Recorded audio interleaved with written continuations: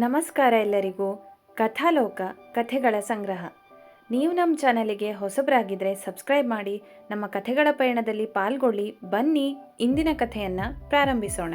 ನನ್ನವನಿ 40. ಕೆಲವು ವಾರಗಳ ನಂತರ ಅವನಿ ಸ್ವಲ್ಪ ಬೇಗ ಏಳುತ್ತಿದ್ದಳು. ಮನೆಯ ಎಲ್ಲ ಕೆಲಸದಲ್ಲಿ ಸ್ವಲ್ಪ ಸಹಾಯ ಕೂಡ ಮಾಡುತ್ತಿದ್ದಳು. ಅವಳಿಗೂ ತನ್ನ ದಿನಚರಿಯ ಮೇಲೆ ಇದೆಲ್ಲ ಸಕಾರಾತ್ಮಕ ಪರಿಣಾಮ ಬೀರಿದ್ದು ಅರ್ಥವಾಗಿತ್ತು. ಆದರೆ ಅಡುಗೆ ಮಾತ್ರ ಅವಳಿಗೆ ಇನ್ನೂ ಕಬ್ಬಿಣದ ಕಡಲೆಯಾಗಿಯೇ ಉಳಿದಿತ್ತು. ಒಂದು ಶುಕ್ರವಾರದ ಬೆಳಿಗ್ಗೆ ಅವನಿ ಮುಂಚಿತವಾಗಿಯೇ ಸ್ನಾನ ಮುಗಿಸಿ ತಿಳಿ ನೀಲಿ ಬಣ್ಣದ ಸೀರೆಯನ್ನು ಅಚ್ಚುಕಟ್ಟಾಗಿ ಉಟ್ಟಿದ್ದಳು. ಈಗ ಸೀರೆ ಉಡುವುದನ್ನು ಕಲಿತಿದ್ದಳು. ಅಂದು ಆದಿತ್ಯನಿಗಿಂತ ಮುಂಚೆಯೇ ರೆಡಿಯಾಗಿ ರೂಮಿಗೆ ಬಂದಳು. ಆದಿತ್ಯ ರೆಡಿಯಾಗುತ್ತಾ ಅವಳನ್ನು ನೋಡಿದವನು ಹಾಗೆಯೇ ನಿಂತು ಬಿಟ್ಟ. ಅವನಿ ಕನ್ನಡಿಯಲ್ಲಿ ತನ್ನನ್ನೇ ನೋಡಿಕೊಳ್ಳುತ್ತಿದ್ದಳು. ಏನೋ ಇವತ್ತು ತುಂಬ ಡಿಫ್ರೆಂಟಾಗಿ ಕಾಣ್ತಿದೀಯಾ ಎಂದ ಆದಿತ್ಯ ಒಂದು ಸಣ್ಣ ನಗೆಯೊಂದಿಗೆ. ಅವನಿ ಅವನತ್ತ ತಿರುಗಿ ಸೀರೆಯ ನೆರಿಗೆಗಳನ್ನು ಸರಿಪಡಿಸಿಕೊಳ್ಳುತ್ತಾ ಕೇಳಿದಳು, ಅಂದರೆ ದಿನ ಚೆನ್ನಾಗಿ ಕಾಣಲ್ವಾ ನಾನು? ಹಾಗಲ್ಲಪ್ಪ, ಅಂದರೆ ಇವತ್ತೊಂಥರ ಕಂಪ್ಲೀಟಾಗಿ ಕಾಣ್ತಿದೀಯ, ತುಂಬ ಶಾಂತಿಯುತವಾಗಿ. ಆದರೆ ಈ ಸೆರಗ್ ಮಾತ್ರ ನಿನ್ನ ಮಾತು ಕೇಳ್ತಿಲ್ಲ ನೋಡು ಎಂದ ಆದಿತ್ಯ ಅವಳ ಹತ್ತಿರ ಬಂದು ನಿಂತ. ಅವನಿ ನೋಡಿದಳು. ಭುಜದ ಮೇಲಿದ್ದ ಸೆರಗು ಸ್ವಲ್ಪ ಜಾರಿತ್ತು. ಅವಳು ಸರಿಪಡಿಸಲು ಹೋಗುವಷ್ಟರಲ್ಲಿ ಆದಿತ್ಯನೇ ಕೈಚಾಚಿದ. ಅವನ ಬೆರಳುಗಳು ಅವಳ ಸೀರೆಯನ್ನು ಹಿಡಿದು ಭುಜದ ಮೇಲೆ ಅಚ್ಚುಕಟ್ಟಾಗಿ ಕೂರಿಸಿದವು. ನಿಮಗೆ ನಾನು ಈ ಸಾರಿ ಲುಕ್ನಲ್ಲೇ ಜಾಸ್ತಿ ಇಷ್ಟ ಅಲ್ವಾ? ಅದಕ್ಕೆ ಇವತ್ತು ಕಣ್ಣು ಮಿಟುಕಿಸ್ದೆ ನನ್ನನ್ನೇ ನೋಡ್ತಿದ್ದೀರಾ. ನೀ ನಂಗೆ ಎಲ್ಲ ಲುಕ್ಕಲ್ಲೂ ಇಷ್ಟ ಮತ್ತು ಸುಂದರವಾಗಿಯೇ ಕಾಣ್ತೀಯ ಅವನಿ. ಆದರೆ ಇವತ್ತು ಈ ಸೀರೆಯಲ್ಲಿ ನೀ ನನ್ನನ್ನು ಎಷ್ಟು ಮರಳು ಮಾಡ್ತಿದ್ಯಾ ಅಂದರೆ ನಂಗೆ ಟೈಮಿಗೆ ಸರಿಯಾಗಿ ಕಾಲೇಜಿಗೆ ಹೋಗೋದು ತುಂಬ ಕಷ್ಟ ಆಗ್ತಿದೆ ಎಂದು ಅವಳನ್ನು ಹಿಂದಿನಿಂದ ಅಪ್ಪಿಕೊಂಡು ಅವಳ ಕೆನ್ನೆಗೊಂದು ಮುತ್ತಿಟ್ಟ. ಕ್ಷಣಕಾಲ ಮಾತೇ ಬರದೆ ಸುಮ್ಮನೆ ಇದ್ದಳು. ನಂತರ ಅವನ ಕಡೆ ತಿರುಗಿ, ಆದಿತ್ಯ, ನಿಮ್ಗೊಂದು ವಿಷಯ ಗೊತ್ತಾ? ನೀವು ಅವತ್ತು ತಮಾಷೆ ಮಾಡಿದ್ರಲ್ವಾ ನನ್ನ ಮಿನಿ ಅಡ್ವೆಂಚರ್ಸ್ ಬಗ್ಗೆ, ಅವತ್ತು ತುಂಬ ಬೇಸರ ಆಗಿತ್ತು. ಆದರೆ ಇವತ್ತು ಅನ್ನಿಸ್ತಿದೆ ನೀವು ಹೇಳಿದ 100ಕ್ಕೆ 100 ನಿಜ ಅಂತ. ಆದಿತ್ಯ ಅವಳ ಕಣ್ಣುಗಳನ್ನೇ ನೋಡುತ್ತಿದ್ದ. ಓಹೋ ಹೌದಾ? ತಮಾಷೆಯಾಗಿ ನಕ್ಕ ಅವನು. ಅವನಿ ಅವನ ತೋಳಿಗೆ ಒಂದು ಪೆಟ್ಟು ಕೊಟ್ಟು, ತಮಾಷೆ ಮಾಡ್ತಿಲ್ಲ ನಾನು. ಅಮ್ಮ ಯಾವಾಗಲೂ ಮನೆಯಲ್ಲಿ ಅಚ್ಚುಕಟ್ಟಾಗಿರಬೇಕು ಅಂತ ಬೈತಿದ್ರು. ನಂಗದೆಲ್ಲ ಬರೀ ತಲೆನೋವು ಅನಿಸ್ತಿತ್ತು. ಆದರೆ ಈಗ ಗೊತ್ತಾಗ್ತಿದೆ, ಬೆಳಗ್ಗೆ ಮನೆಯಲ್ಲಿ ಗಡಿಬಿಡಿ ಇಲ್ಲದಿದ್ದರೆ ಮನಸ್ಸು ಎಷ್ಟು ಹಗುರ ಇರುತ್ತೆ ಅಂತ. ಲೈಫ್ ಒಂಥರ ನಿಯಂತ್ರಣಕ್ಕೆ ಬಂದ ಹಾಗೆ ಅನಿಸ್ತಿದೆ. ಅವಳು ಒಂದು ಹೆಜ್ಜೆ ಹತ್ತಿರ ಬಂದು ಅವನ ಕಣ್ಣುಗಳಲ್ಲಿ ಕಣ್ಣಿಟ್ಟು ಹೇಳಿದಳು, ಥ್ಯಾಂಕ್ಸ್ ಆದಿತ್ಯ, ನನ್ನ ಮೇಲೆ ಸಿಟ್ಟು ಮಾಡ್ಕೊಳ್ದೆ ನಾನೇ ಬದಲಾಗುವವರೆಗೆ ಕಾದಿದ್ದಕ್ಕೆ ಎಂದಳು. ನಂಗೆ ಗೊತ್ತು ಅವನಿ, ನೀನು ಎಷ್ಟೇ ಮೊಂಡುತನ ಮಾಡಿದ್ರೂ ಕೊನೆಗೆ ಸರಿಯಾದ್ದನ್ನೇ ಆಯ್ಕೆ ಮಾಡ್ತೀಯ ಅಂತ. ಅದಕ್ಕೆ ಸುಮ್ಮನಿದ್ದೆ. ನಿಂಗೆ ಒತ್ತಾಯ ಮಾಡಿ ಯಾವುದನ್ನೂ ಮಾಡ್ಸೋಕೆ ನಂಗೆ ಇಷ್ಟ ಇಲ್ಲ. ಆದಿತ್ಯನಿಗೆ ಇನ್ನೂ ಅವನಿಯ ಮೊಂಡುತನದ ಪರಿಚಯವಿಲ್ಲ. ಮುಂದೊಂದು ದಿನ ಪರಿಚಯವಾದಾಗ ಅವನು ಯಾವ ರೀತಿ ವರ್ತಿಸುತ್ತಾನೆ ಅದು ದೇವರಿಗೆ ಬಿಟ್ಟಿದ್ದು. ಅವನು ಅವಳ ಕೆನ್ನೆಯನ್ನು ಮೆಲ್ಲಗೆ ಸವರಿದ. ಅವನಿ ಆ ಸ್ಪರ್ಶಕ್ಕೆ ಮರುಳಾಗಿ ಕಣ್ಣು ಮುಚ್ಚಿಕೊಂಡಳು. ಅದೇನೋ ಒಮ್ಮೆಲೆ ಆದಿತ್ಯ ಅವಳನ್ನು ತನ್ನ ತೋಳುಗಳಲ್ಲಿ ಬಂಧಿಸಿ ತುಟಿಗಳಿಗೆ ಮುತ್ತಿಟ್ಟಿದ್ದ. ಕೆಂಪೇರಿದ ಅವನಿಯ ಮುಖ ಅವಳ ನಾಚಿಕೆಗೆ ಸಾಕ್ಷಿಯಾಗಿತ್ತು. ಕ್ಷಣದ ನಂತರ, ಲೇಟ್ ಆಯಿತು, ನಾನು ಹೊರಡಬೇಕು ಎಂದು ಪಿಸುಗುಟ್ಟಿದಳು. ಆದಿತ್ಯ ಅವಳ ಗಲ್ಲ ಚಿವುಟಿ, ಈಗ ಯಾಕೆ ಲೇಟ್ ಬಗ್ಗೆ ಯೋಚನೆ, ಹೇಗಿದ್ರೂ ಈಗ ನೀನು ಶಿಸ್ತಿನ ಸಿಪಾಯಿ ಅಲ್ವಾ ಎನ್ನುವಷ್ಟರಲ್ಲಿ ಅವನಿ ಅಲ್ಲಿಂದ ಓಡಿದ್ದಳು. ಸಂಜೆ ಆದಿತ್ಯ ಸ್ವಲ್ಪ ತಡವಾಗಿ ಮನೆಗೆ ಬಂದಿದ್ದ. ಬಂದವನೇ ಅಮ್ಮನನ್ನು ಕರೆದು ಕಷಾಯ ಮಾಡಿಕೊಡಲು ಹೇಳಿ ಕೈಕಾಲು ತೊಳೆದು ಬಂದಿದ್ದ. ಸವಿತಾ ಕಷಾಯ ಮತ್ತು ಅವಲಕ್ಕಿ ತಂದು ಕೊಟ್ಟಿದ್ದರು. ಅಮ್ಮ, ಅವನಿಯಲ್ಲಿ ಕಾಣಿಸ್ತಾನೆ ಇಲ್ಲ, ದಿನಾಲೂ ಇಲ್ಲೇ ನಿನ್ನ ಜೊತೆ ಇರ್ತಿದ್ಲು ಎಂದ.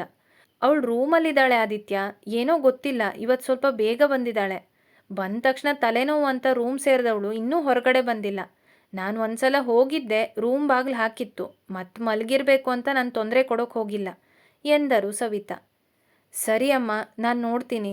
ಅಂದ್ಹಾಗೆ ನಾಳೆಯಿಂದ ಕೆಲ್ಸಕ್ಕೆ ಬರ್ತಾರೆ, ಅವರಿಗೂ ಕೂಡ ಅಡುಗೆ ಮಾಡಬೇಕು. ನಾನು ಬೆಳಗ್ಗೆ ಎದ್ದು ನಿಂಗೆ ಸ್ವಲ್ಪ ಸಹಾಯ ಮಾಡ್ತೀನಿ. ಮತ್ತು ಹೋಗುವಾಗ ಅವ್ರಿಗೆ ಏನೇನು ಕೆಲಸ ಮಾಡಬೇಕು ಅಂತ ಹೇಳಿ ಹೋಗಿರ್ತೀನಿ. ನೀನು ಸ್ವಲ್ಪ ಅವರನ್ನು ವಿಚಾರಿಸ್ತಾ ಇರು ಎಂದು ಆದಿತ್ಯ ರೂಮಿನ ಕಡೆ ಹೊರಟಾಗ, ಆದಿತ್ಯ, ಇನ್ನೊಂದು ವಿಷಯ, ಮುಂದಿನ ಭಾನುವಾರ ಜಾನ್ವಿ ಮನೇಲಿ ಪೂಜೆ ಇದೆ. ನಿಮ್ಮಿಬ್ಬರಿಗೂ ಬರೋದಿಕ್ಕೆ ಹೇಳಿದ್ದಾರೆ. ಹೊಸ ಜೋಡಿ ಅಲ್ವಾ, ಅವನಿಗೂ ಕೂಡ ಸರಿಯಾಗಿ ಊರವ್ರ ಪರಿಚಯ ಆಗುತ್ತೆ. ಅದಕ್ಕೆ ಬರಲೇಬೇಕು ಅಂತ ಹೇಳಿದ್ದಾರೆ. ಅವಳಿಗೂ ಹೇಳು, ಮತ್ತು ತಪ್ಪಿಸ್ಬಾರ್ದು ಎಂದರು ಸವಿತಾ. ಸರಿ ಎಂದವನು ರೂಮಿನ ಕಡೆ ನಡೆದ. ಬಾಗಿಲು ಲಾಕ್ ಆಗಿರಲಿಲ್ಲ. ರೂಮಿನೊಳಗೆ ನೋಡಿದರೆ ಅವನಿ ಮಂಚದ ಮೇಲೆ ಇರಲಿಲ್ಲ. ಮೂಲೆಯಲ್ಲಿ ಹಾಸಿದ್ದ ಚಾಪೆಯ ಮೇಲೆ ಗೋಡೆಗೆ ಹೊರಗೆ ಯಾವುದೋ ಆಲೋಚನೆಯಲ್ಲಿ ಕುಳಿತಿದ್ದಳು. ಆದಿತ್ಯ ನಗುತ್ತಾ ಅವಳ ಹತ್ತಿರ ಬಂದು, ಏನಿವತ್ತು ಹೊಸ ವೇಷ?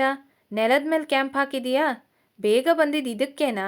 ಏನೋ ಪ್ಲ್ಯಾನ್ ಮಾಡಿರೋ ಥರ ಇದೆ ಎಂದು ಹೇಳುತ್ತಾ ಅವಳ ಪಕ್ಕದಲ್ಲೇ ಕುಳಿತುಕೊಳ್ಳಲು ಹೋದ.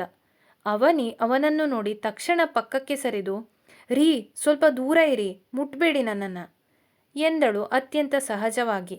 ಆದಿತ್ಯ ಅವಳ ಪ್ರತಿಕ್ರಿಯೆ ನೋಡಿ ದಂಗಾಗಿ, ಅಲ್ಲ, ನಾನು ಏನು ಮಾಡಿದೆ ಅಂತ ಈಗ ಇಷ್ಟು ರೇಗ್ತಾ ಇದೆಯಾ? ಸುಮ್ಮನೆ ಮಾತಾಡ್ಸೋಕೆ ಬಂದೆ ಅಷ್ಟೇ ಎಂದ. ಅವನಿ ಮುಖ ತಿರುಗಿಸಿ ಮೆಲ್ಲಗೆ ಹೇಳಿದಳು, ಅದು ಪೀರಿಯಡ್ಸ್ ನನಗೆ ಎಂದಳು. ಓ, ವಿಷಯ ಇದಾ? ಸರಿ ಆಯಿತು, ಅದಕ್ಕೇನು, ಬಾ ಎಂದು ಅವಳ ಕೈ ಹಿಡಿದು ಎಬ್ಬಿಸಲು ಹೋದ. ಅವನಿ ಮತ್ತೂ ದೂರ ಸರಿದು, ಏನಾಗಿದೆ ನಿಮಗೆ? ತಮಾಷೆ ಮಾಡ್ತಾ ಇದ್ದೀರಾ? ಪೀರಿಯಡ್ಸ್ ಅಂತ ಹೇಳ್ತಾ ಇದ್ದೀನಲ್ವಾ? ಮುಟ್ಬಾರ್ದು ಅಂತ ಗೊತ್ತಿಲ್ವಾ? ರೂಲ್ಸ್ ಬಗ್ಗೆ ಗೊತ್ತಿದ್ದು ಯಾಕೆ ಹೀಗಾಡ್ತಾ ಇದ್ದೀರಾ ಎಂದಳು ಕಿರಿಕಿರಿಯಿಂದ. ಇಷ್ಟು ಹೇಳಿದ ಮೇಲೆ ಆದಿತ್ಯ ಅವಳ ಎದುರಿಗೆ ನೆಲದ ಮೇಲೆ ಆರಾಮವಾಗಿ ಕುಳಿತುಕೊಂಡು, ನೋಡು ಅವನಿ, ನಾನೇನು ಬೆಂಗಳೂರಲ್ಲಿ ಬೆಳೆದವನಲ್ಲ. ನನಗೂ ರೂಲ್ಸ್ ಎಲ್ಲ ಗೊತ್ತು. ನಂಗೆ ಗೊತ್ತು ಸಮಾಜದಲ್ಲಿ ಏನನ್ನು ಪಾಲಿಸ್ತಾರೆ ಅಂತ. ನಾನು ಕೂಡ ಇದನ್ನೆಲ್ಲ ನೋಡಿಕೊಂಡೇ ಬೆಳೆದವನು. ಆದರೆ ನಾನು ಇದನ್ನು ನಂಬೋದಿಲ್ಲ. ನನಗೇನು ತೊಂದರೆ ಇಲ್ಲ. ನನ್ನ ಹತ್ರ ಅಂಥ ಯಾವ ನಿಯಮಗಳು ಇಲ್ಲ. ಅವಳಿಗೆ ಮೊದಲೇ ಕಿರಿಕಿರಿಯಾಗುತ್ತಿತ್ತು. ಆದಿತ್ಯನ ಮಾತು ಕೇಳಿ, ನೋಡಿ ಆದಿತ್ಯ, ಇದು ಚರ್ಚೆ ಮಾಡೋ ವಿಷಯ ಅಲ್ಲ. ಇದು ನಂಬಿಕೆ ಬಗ್ಗೆನೂ ಅಲ್ಲ. ಇದೊಂದು ರೂಲ್ ಅಷ್ಟೇ. ವರ್ಷಗಳಿಂದ ಇದನ್ನೇ ಪಾಲಿಸ್ಕೊಂಡು ಬಂದಿದ್ದಾರೆ. ನೀವು ಸುಮ್ಮನೆ ಹೋಗಿ ಇಲ್ಲಿಂದ. ಪೀರಿಯಡ್ಸ್ ಅಂದರೆ ಏನು ಅಂತ ನಿಂಗೂ ಗೊತ್ತು. ನೀನು ಎಜುಕೇಟೆಡ್. ಇದರಲ್ಲಿ ತಪ್ಪೇನೂ ಇಲ್ಲ. ಇದೊಂದು ಜೈವಿಕ ಪ್ರಕ್ರಿಯೆ ಅಷ್ಟೇ. ಹಳೆ ಕಾಲದಲ್ಲಿ ಮಹಿಳೆಯರಿಗೆ ವಿಶ್ರಾಂತಿ ಬೇಕು ಅಂತ ಸರಿಯಾದ ನೈರ್ಮಲ್ಯ ಸೌಲಭ್ಯಗಳು ಮತ್ತು ವೈದ್ಯಕೀಯ ಜ್ಞಾನ ಇರಲಿಲ್ಲ ಅಂತ ಇಂಥ ಪದ್ಧತಿಗಳನ್ನು ಮಾಡಿದ್ದು. ಆದರೆ ಎಲ್ಲೋ ಒಂದು ಕಡೆ ಕಾಳಜಿ ಅನ್ನೋದು ನಿರ್ಬಂಧವಾಗಿ ಬದಲಾಗ್ಬಿಟ್ಟಿದೆ ಎಂದ ಗಟ್ಟಿಯಾಗಿ. ಅವಳು ಕಣ್ಣು ತಪ್ಪಿಸಿದಳು. ಈಗ ಅವಳ ಧ್ವನಿ ತಗ್ಗಿತ್ತು. ನಂಗಿದೆಲ್ಲ ಗೊತ್ತು. ತಿಳಿದೇನು ಪ್ರಯೋಜನ? ಹೀಗೆ ಎಲ್ಲರೂ ಮಾಡೋದು. ನಾವೆಲ್ಲನೂ ಬದಲು ಮಾಡೋಕ್ಕೆ ಸಾಧ್ಯ ಇಲ್ಲ ಎಂದಳು. ನಾವೆಲ್ಲನೂ ಬದಲು ಮಾಡಬೇಕು ಅಂತ ಇಲ್ಲ. ಕೇವಲ ನೈಸರ್ಗಿಕವಾದ ವಿಷಯಕ್ಕಾಗಿ ನಮಗೆ ನಾವೇ ಶಿಕ್ಷೆ ಕೊಟ್ಕೊಳ್ಳೋ ಅವಶ್ಯಕತೆ ಇಲ್ಲ ಅಷ್ಟೆ. ನೀನು ಹೀಗೆ ಮೂಲೆಯಲ್ಲಿರೋದು ಬೇಡ, ಬಾ ಸುಮ್ಮನೆ. ಅವಳು ಕದಲಲಿಲ್ಲ. ಆದಿತ್ಯ, ಬೇಡ ಪ್ಲೀಸ್. ಅಷ್ಟಕ್ಕೂ 4 ದಿನದ ವಿಷಯಕ್ಕೆ ಯಾಕೆ ಶ್ರಂಪ ಮಾಡ್ತಾ ಇದ್ದೀರಾ? ಹೋಗಿ ಸುಮ್ಮನೆ. ಅವಳನ್ನು ಒಂದು ಕ್ಷಣ ದಿಟ್ಟಿಸಿ ಮೆಲ್ಲನೆ ಕೇಳಿದ, ಒಂದು ವಿಷಯ ನಿಜ ಹೇಳು, ನಿಂಗೆ ಇದೆಲ್ಲಾನು ಮಾಡೋದು ಮನಸ್ಸಿಂದ ಇಷ್ಟ ಇದೆಯಾ? ಅವಳು ತಕ್ಷಣವೇ ಉತ್ತರಿಸಲು ಹೋದವಳು ಆಮೇಲೆ ಸುಮ್ಮನಾದಳು. ಸ್ವಲ್ಪ ಸಮಯದ ನಂತರ, ನಂಗಿಷ್ಟ ಇಲ್ಲ, ಆದರೆ ನಾನಿದನ್ನು ಬದಲು ಮಾಡೋಕ್ಕೆ ಸಾಧ್ಯ ಇಲ್ಲ. ಅಂದ್ಹಾಗೆ ಇದರಿಂದ ಏನು ಪ್ರಯೋಜನ? ಕೇವಲ 4 ದಿನದ ವಿಷಯ ಅಷ್ಟೆ. ನಾನು ಹೀಗೆ ಕೂತ್ಕೊಳ್ತೀನಿ ಅಷ್ಟೆ ಎಂದಳು. ಅವನು ಮತ್ತೆ ಕೇಳಿದ, ಈ ಬಾರಿ ಇನ್ನೂ ನಿಧಾನವಾಗಿ, ನಿಂಗೆ ನಿಜವಾಗೂ ಇದು ಬೇಕಾ ಕೇಳಿದ. ಅವಳು ಕಣ್ಣು ತಪ್ಪಿಸಿದಳು. ಬೇಡ, ಆದರೆ ಇದು ಹೀಗೆ ನಡ್ಕೊಂಡು ಬಂದಿದೆ ಎಂದ ತಕ್ಷಣ ಅವಳನ್ನು ಅನಾಮತ್ತಾಗಿ ಎತ್ತಿಕೊಂಡು ಮಂಚದ ಮೇಲೆ ಕೂರಿಸಿದ್ದ. ಆಘಾತಕ್ಕೊಳಗಾದಳು. ಇದಕ್ಕೆ ಅವಳು ಸಿದ್ಧಳಿರಲಿಲ್ಲ. ಏನು ಮಾಡಿದ್ರಿ ನೀವು ಎನ್ನುತ್ತಾ ಅವಳು ತಕ್ಷಣ ಎದ್ದು ಬರಲು ಪ್ರಯತ್ನಿಸಿದಳು. ಅವಳ ದನಿಯಲ್ಲಿ ಆತಂಕವಿತ್ತು. ಅವನು ಅವಳ ಕೈಯನ್ನು ಮೆಲ್ಲಗೆ ಹಿಡಿದುಕೊಂಡಿದ್ದ. ಇಲ್ಲೇ ಇರು ಅವನಿ. ಅವರಿಬ್ಬರ ನಡುವೆ ಒಂದು ಸಣ್ಣ ಮೌನ ಆವರಿಸಿತು. ಅವಳ ಉಸಿರಾಟದ ವೇಗ ಹೆಚ್ಚಾಗಿತ್ತು. ನಂಗೆ ತುಂಬ ಮುಜುಗರ ಆಗ್ತಿದೆ. ನಾನು ಯಾವತ್ತೂ ಹೀಗೆ ಮಾಡಿಲ್ಲ ಎಂದಳು. ಪರವಾಗಿಲ್ಲ, ನೀನು ಈ ಮೊದಲು ಮಾಡೋದು ಎಷ್ಟೋ ವಿಷಯಗಳನ್ನು ಈಗ ಮಾಡ್ತಿದೀಯ. ಇದೂ ಕೂಡ ಅಷ್ಟೆ. ಬೆಳಗ್ಗೆ ಸೂರ್ಯ ಎದ್ದು ಎಷ್ಟೋ ಹೊತ್ತಾದರೂ ನಿಂಗೆ ಬೆಳಗ್ಗೆ ಆಗ್ತಾ ಇರಲಿಲ್ಲ. ಈಗ ಬದಲಾವಣೆ ಆಗಿದೆ ಅಲ್ವಾ? ಈಗ ಸುಮ್ಮನೆ ಇರು ಎಂದ. ಅವನಿ ಒಂದು ಕ್ಷಣ ಹಿಂಜರಿದು ಮೆಲ್ಲಗೆ ಕೇಳಿದಳು, ಆದಿತ್ಯ, ಅತ್ತೆ. ಕ್ಷಣಕಾಲ ಯೋಚಿಸಿದವನು, ಮನೇಲಿ ನಾವಿಬ್ಬರೇ ಇದ್ದಿದ್ದು ಅವನಿ. ಅಮ್ಮನೇ ಮನೆ ಮ್ಯಾನೇಜ್ ಮಾಡಬೇಕಿತ್ತು. ಹಾಗಾಗಿ ಅಮ್ಮ ಇದನ್ನೇನು ಒಂದು ದೊಡ್ಡ ವಿಷಯ ಅಂತ ಮಾಡ್ಕೊಂಡಿದ್ದು ನಂಗಂತೂ ನೆನಪಿಲ್ಲ. ಅದಕ್ಕೆ ಅಮ್ಮನ ಬಗ್ಗೆ ಚಿಂತೆ ಬೇಡ.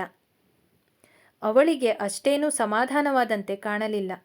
ಆದರೂ ನಂಗೆ ಹೀಗಿದ್ದಾಗ ಮನೆಯೊಳಗೆ ಓಡಾಡೋಕೆ ಮುಜುಗರ ಆಗುತ್ತೆ. ಅಡುಗೆ ಮನೆ, ದೇವ್ರ ಮನೆ ಇದೆಲ್ಲ.